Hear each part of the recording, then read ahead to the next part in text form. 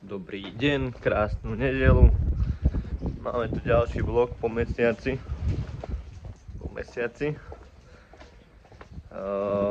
Čo sa bude dneska diať? Dneska si ukážeme závoďak, už je spravený. No, dá sa povedať. Za 2 týždne preteky 12. apríla.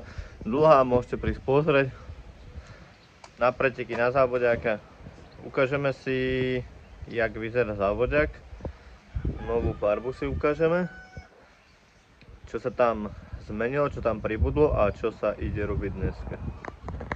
Ja som plánoval už točiť včera, lenže včera pršalo. Takže tu je závoďak. Je to v tejto black and white kombinácii. Strašne som sa bál toho, že sa mi to nepodarí spraviť rovnomerne. Hej, on mi zás rozpráva do videa. Teda Kikirika, sorry. Strašne som sa bál toho, že sa mi to nepodarí takto spraviť, ale podarilo sa. Nehovorím, že to je úplne dokonalé, v presnej úplnej línii, ale tak je to závoďak. Budem ho musieť ešte streknúť, pretože ho bude treba dať ešte do laku. Nakoľko do laku som ho ešte nedal. Takže je to v takejto čierno-bielej kombinácii. Komplet celé. Už som si tam aj nahodil okna, ináč tie okna to sú plastové, plexiskla. Nové okno som dal aj teraz dozadu, nakoľko závoďak prešiel čo je dneska? Odľahčovacou kúrou. Ešte tam treba dať znak, akože Honda. Ešpezetka, tuším padla trošku, ale tu ešpezetku som mal na posledných pretekoch na Slovakiaringu, na Powerfeste. Krásne, aby každý vedel, že to je elektrická Honda. Moja a čo je to so mnou dneska, že neviem pomaly vysloviť ani slova. Strašne som chcel takú ešpezetku a už sa mi to podarilo. No, takže začneme odzadu. Závoďak prešiel, ako som spomenul, odľahčovacou kúrou. Sklo. Ďalej. Jasnačka, že hen také detaily, to sa ešte zrobí. Ďalej prešiel takouto. Vidíte, je to úplne vykochané. Celý ten kufor. Dal som z neho zo pár kil dole. Čo sa týka zadku, tu pribudlo akurát tak to, že je tam sedačka nová, druhá, pretože už túto sezónu budem mať spolujazkyňu, moju priateľku. A no už tak som sa rozhodol, že dám tam sedačku, aby mohla chodiť so mnou na závody, teda akože jazdiť. Baterka sa musela presmerovať. Zavriem to. Baterka sa musela presmerovať, nakoľko bola tam, kde je sedačka. Čo ďalej?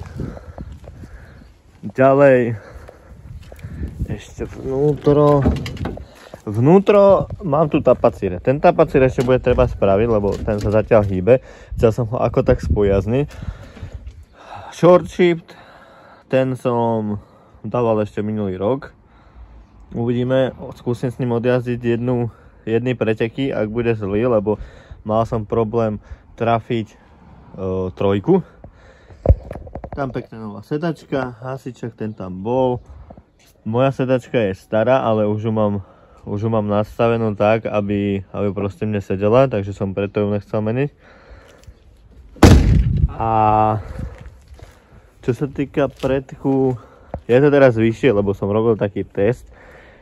Neviem, či si pamätáte, ale môj závoďak mal problém s tým, že už bol štelovak v prdeli. Čiže som chcel spraviť takú vec, že nikde som na internete nenašiel, že by niekto skúšal dávať tlmiče napevno. Áno, ja som to spravil a dal som tlmič napevno. Možno, že sa budete smiať, ale jednoducho som to chcel skúsiť a zistil som, že to není nič dobré, lebo pri vyššej rýchlosti som mal pocit, že na najbližšom hrbe sa pekne akurát tak vykotím, ale dával som si pozor. vpredu. Čau, táto. Vpredu. Kaputa prešla odľahčovacou kúrou. Tá už sa hýbe jak papier. Sanie som tu spravil. Som už dal tú veľkú tubu. Som dal preč a dal som sem vlastne toto. Chcel by som to spraviť ešte taký nasávací nozol, taký priamo, aby to nebolo takto, ale radšej to už nechám jak je. A teraz si ukážeme, že čo vlastne dneska idem robiť. Čiže dneska ideme montovať. Došla nám posledná krabica na túto sezónu a zatiaľ, čo to asi môže byť, čo to, mám z toho extrémnu radosť. A je to podvozok. To je krása. Nový štelovák, komplet celý, predok, zadok, všetko, takže na závodiaku bude fajný podvozok, ten si ideme dneska namontovať, nech je nachystaný už a môžeme ešte to otestovať. Chcel som ísť testovať teraz cez víkend.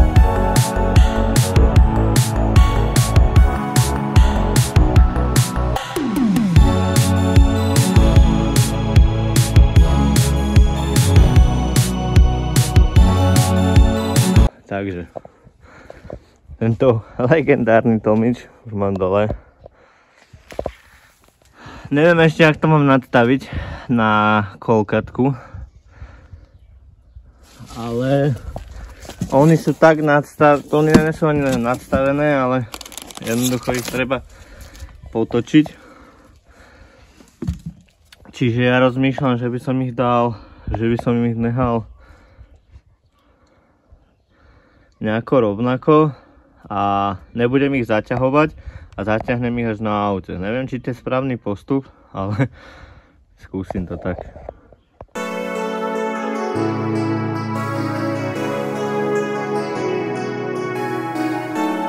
Musel som vypnúť kameru, preto je už nahodený. Bombardujem sa teraz s zadkom, musel som dať dole celé rameno, lebo mám problém s týmto, akože on sa tam ten šrob hýbe. Vyzerá, že by, ale nechce sa dostať z toho silen bloku, čiže počítam, že ten silen blok už bude kaput. Čiže asi sa tam budú musieť prelisovať druhé silen bloky, lebo do tohto už neviem, či pôjde. Takto to máme. Ja idem pokračovať ďalej a ozvem sa, keď bude nejaký pokrok. Čiže výsledok je asi taký, že tlmič som dal z toho dole. Tu som sa to snažil prelisovať, lenže tak teda rokmi sa to jasnačka, že už je to v prdeli, nech sa povie. Čiže som ho odrezal a musia sa prelisovať tieto silen bloky. Ja by som najradšej kúpil rovno celé rameno nové, lebo však aj tieto silen bloky už majú volačo za sebou. Najlepšie by som to kúpil nové, ale na to teraz není čas. Nakoľko to mám iba na Heveri. Možno sa čudujete, že prečo to mám takto na Heveri a serem sa s tým vonku, keď tu mám zdvihák, ale jednoducho to, čo ja by som sem, lebo trošku je problém s tým, že keď dávam donútra auto, ja ho tam musím cúvať, lebo predkom dá sa dostať, Honda sa, závodiak teda sa dostane odtiaľ tam, ale je to strašne nadlho. Čiže ja odhentiaľ musím cúvať a sem. Takto to vyzerá také, že je to fajn, ale fajn to tak není, je to dosť nadlho, to znamená, že mne sa viac oplatí to spraviť tuto na Heveri, jak to dávať donútra na zdvihák. Takže tak. No, čiže auto je už na 90% spravené, okrem toho zadného ramena. Pretože to zadné rameno mám tu nachystané. To sa budem musieť prelisovať, nový silen blok.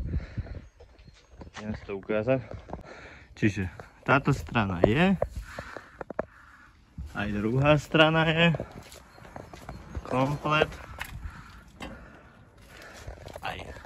Zadok som nahodil už komplet. Tu. Aj. Tu. Opa. Takže je to zhruba nastavené rovnako. Uvidíme, jak to bude vyzerať. Jak to bude vyzerať, keď to bude na zemi. A podľa toho sa ešte rozhodne, že či to dám nižšie, alebo ne. Ja by som chcel taký lowrider, jak sa povie. Ale zas odtiaľ potiaľ, lebo vychádza s tým na toto, na odťahovku, teda na vozík, tak je to je akože fú, no. No čiže to by bolo z tohto videa všetko. Ja sa teším na vás v ďalšom videu. Ďalšie video bude neviem o čom. Chcel by som natočiť prípravy na závody 12.4. Autoslalom Dlha. Kebyže chcete prísť, môžete prísť do Dlhej, do dediny Dlha. Motokárová dráha, tam bude prvý slalom sezóny. Môžete sa dosť pozrieť na mňa, na auto, jak to jazdí, som zvedavý. Tento víkend som mal v pláne aj testovať, lenže včera chcálo ako smrť. Dneska také počasie tiež, čiže nič, nebudem to preťahovať, vidíme sa pri ďalšom videu. Čaute.